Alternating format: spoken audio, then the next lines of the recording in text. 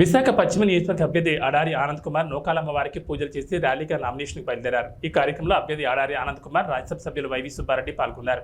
ఈ సందర్భంగా మాట్లాడుతూ జగన్మోహన్ రెడ్డి ఆశీస్సులతో పశ్చిమ నియోజకవర్గం అభ్యర్థిగా అడారి ఆనంద్ కుమార్ నామినేషన్ జరుగుతుందని అన్నారు.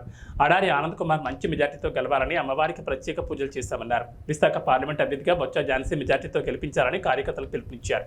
తెలుగుదేశం పార్టీ ఓటమి భయంతోనే గుడికి తాళాలేశారని సుబ్బారెడ్డి మండిపడ్డారు.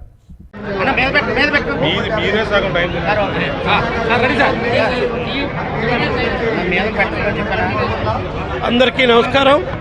ఈరోజు విశాఖ పశ్చిమ నియోజకవర్గం నుంచి వైఎస్ఆర్ కాంగ్రెస్ పార్టీ అభ్యర్థిగా గౌరవ ముఖ్యమంత్రి మా పార్టీ అధ్యక్షుడు జగన్మోహన్ రెడ్డి గారి ఆశీస్సులతో విశాఖ పశ్చిమ నియోజకవర్గం నుంచి వైఎస్ఆర్ కాంగ్రెస్ పార్టీ అభ్యర్థిగా రేపు జరగబో ఎన్నికల్లో మే 13వ తారీఖు జరగబో ఎన్నికల్లో వైఎస్ఆర్ కాంగ్రెస్ పార్టీ అభ్యర్థిగా అడారి ఆనంద్ కుమార్ గారు ఈరోజు నామినేషన్ సందర్భంగా ఈ నియోజకవర్గంలోనూ ఉన్న ఎంతో ప్రసిద్ధి చెందిన నూకాలమ్మ ఆలయం దర్శించుకొని అమ్మవారి ఆశీస్సులు తీసుకొని నామినేషన్ దాఖలు చేయడానికి పోతున్న సందర్భంగా అడారి ఆనంద్ కుమార్ గారికి అమ్మవారి ఆశీస్సులతో మంచి మెజార్టీతో గెలవాలి.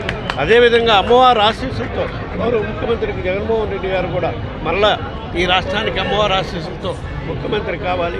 అదేవిధంగా ఇక్కడ విశాఖ పార్లమెంటు అభ్యర్థిగా ఉన్న బొత్స ఝాన్సీ గారు కూడా అమ్మవారి ఆశీస్సులతో మంచి మెజార్టీతో గెలవాలని కోరుకుంటున్నాం. సార్ గుడికి తాళం వేశారు సార్.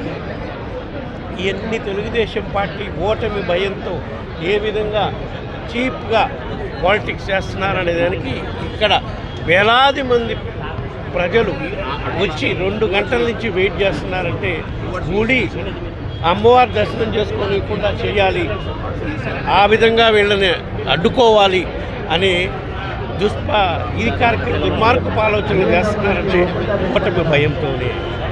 తప్పకుండా ప్రజాస్వామ్యంలో ఎక్కడైనా ఎవరైనా నమ్మకం ఉండే ప్రతి వ్యక్తి గుడికి పోయి అమ్మవారి ఆశీస్సులు స్వామివారి ఆశీస్సులు తీసుకునే హక్కు ఆ దైవం మనకు కల్పించింది. అట్టాటి హక్కును కూడా వీళ్ళు కాలరా చూస్తే ప్రజలు తిరగబడే రోజు వస్తుందనే దానికి ఇదే నిదర్శనం.